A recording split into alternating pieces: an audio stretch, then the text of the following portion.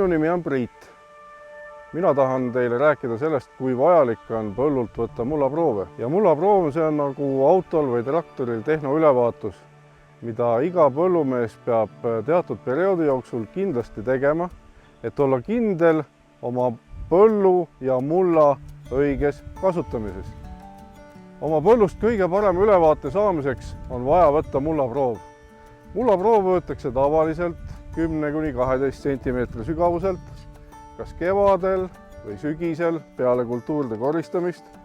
Ja mullaproov on siis see, mille abil tootja saab oma tootmist parendada, optimeerida ja sellega oma tootmisele anda kõige parem tulemus. Tootja võiks ka ise mullapuuriga oma põllul ringi käia, sest enne kui proov laborisse viia, saab ka ainult mullaproovi võtmisega väga palju olulist infot. Nii et kui te olete mullapuuri omale soetanud ja oma põllu nii-öelda läbi torkinud, kogunud sealt mullaproovi, siis tasub see viia Saku Metki laborisse ja määrata teid huvitavad toitelemendid. Toitelementide määramiseks on erinevad paketid ja kui me arvame, et toitelemendid on need kõige olulisemad, siis juba pea iga tootja vast teab, et üks olulisemaid näitajaid on hoopis mulla happesus.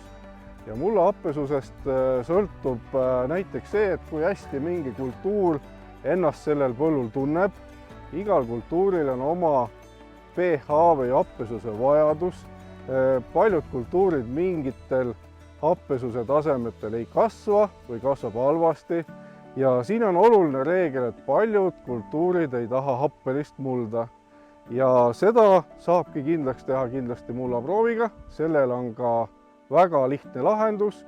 Sellisel juhul, kui teie muld on happeline, tuleb seda lubjata lubiväetisega, mida on väga palju ja jällegi, millist lubiväetist kasutada, sõltub, milline on teie põllu iseloom. Ja sellest tuleb ka lubiväetise valik. Nüüd, kui mulla pH on alla 5,5, siis tuleb kindlasti seda lubjata. Kui ta jääb vahemikku 5,5–6,5, siis soovitavalt teha iga 5–8 aasta tagant selline väikene luppimine, et happesus ei läheks nii-öelda juba kriitilisse tsooni. Kui teie mulla pH on üle 6,5, siis see kindlasti ei tähenda seda, et teie mullad kõik korras on, vaid siis tekivad hoopis teised probleemid.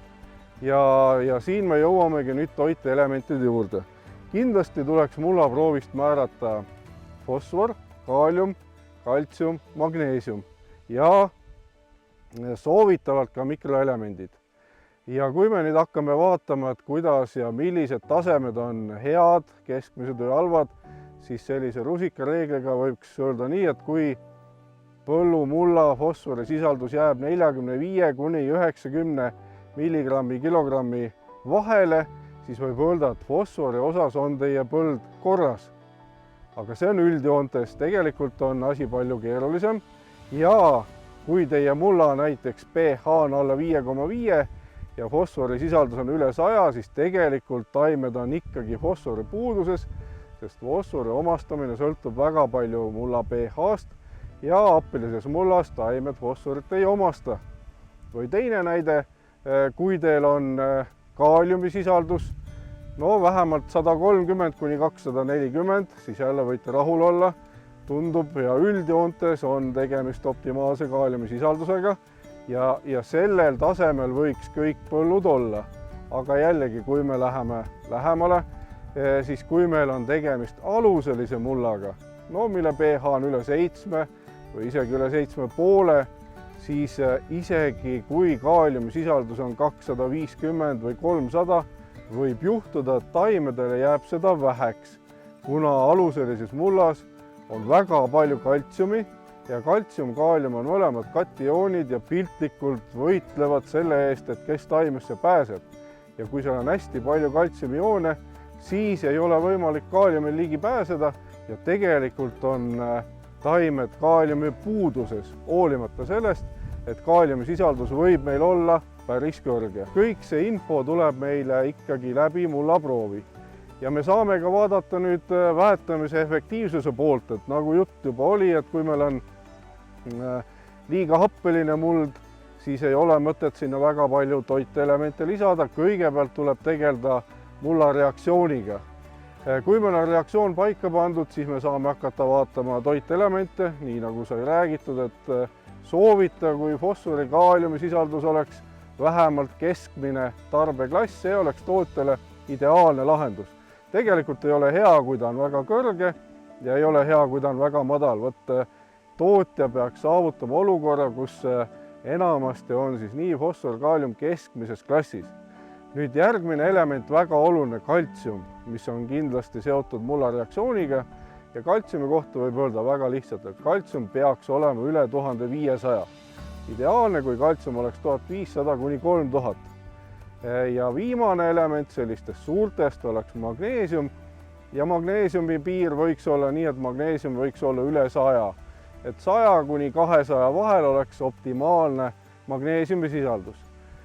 Kui kaltsiumi sisaldust ja magneesiumi sisaldust saab muuta lubiväetistega, nii nagu mulla reaktsiooni, siis oluline on ka teada just nimelt magneesiumi sisaldus selle lubiväetise valikul. Seega, kui meil on magneesiumi sisaldus alla 100 mg kilogrammis, siis me võiksime lubiväetistest eelistada tolokivil baseeruvaid söölmeid või jahu, mis annavad mulda vajaliku magneesiumi juurde. Nii et need elemendid, kaltsium, magneesium on küll väga otseselt seotud mulla reaktsiooniga, aga mõlemad toimivad näiteks mulla struktuuri parandajatena, mulla süsiniku kinnihoidjatena ja nii edasi. Nüüd, kui me oleme suutnud enam-vähem oma toitelemendid viia keskmisesse klassi, siis meil on tegelikult väetamine juba ka väga lihtne ja me saame väetada vastavalt kultuuride vajadustele. Kui meil mingi element ei ole keskmises klassis, siis tekib meil kohe ka tehniline probleem, kuidas ja millega väetada. Sest ilmselgelt väetisefirmad ei tooda väetise ainult teie põllule, vaid laiemas vaates. Ja seetõttu tuleb ka vaadata nii-öelda toitelementide omavahelist nii-öelda ristkoostist. Ja see tähendab seda, kui teil fosfori sisaldus näiteks on alla optimaalse, siis võiksite mõelda nii, et teil tegelikult ei ole mõtet kasutada maksimaalseid soovituslikke lämmastiku ja kaaliumi norme, sest teie saagikust ja taimede toitumist limiteerivaks teguriks on fosfor. Ja vastupidi, kui on kaaliumi liiga vähe, siis ei tasu ka panna kõrgeid fosfori ega teiste toiteelementide norme. Nii et seda tuleb alati ka väetamisel vaadata, et nagu ma juba ütlesin, et igal tootjal võiks olla eesmärk see, et kõikide põldude toiteelementide sisaldus oleks keskmises klassis. Nüüd, mis juhtub, kui meil on liiga palju toitelemente? Tootja seisukohast võib-olla väga palju midagi juhtub peale selle, et te raiskate raha toitelemendi peale, mida teil tegelikult vaja ei ole. Aga näiteks liigse fosfori või liigse lämmastiku sisaldus mullas avaldab negatiivset mõju meie vesikeskkonnale. Liigsed toiteelemendid leostavad mullast allapoole, pinnavette, sealt veekogudesse, osaliselt põhjavette ja hakkavad kahjustama meie keskkonda ja see ei ole kuidagi kasulik nii-öelda kogu meie keskkonnale. Ja sellest hoidumiseks tuleb kindlasti vaadata ka seda, et kui on nüüd toitelemendi sisaldus, mis Eesti tingimustes on peamiselt fosforiga, on toitelemendi fosfori sisaldus väga kõrge, siis tuleb kaaluda ja kindlasti ka praktikas kasutada võimalust sinna fosforit mitte juurde anda. Seega ei ole mullaproov midagi sellist, mida te peate tegema priiale või naabrimehele, vaid mullaproovi abil saate ikkagi oluliselt optimeerida ja efektiivistada oma tootmist.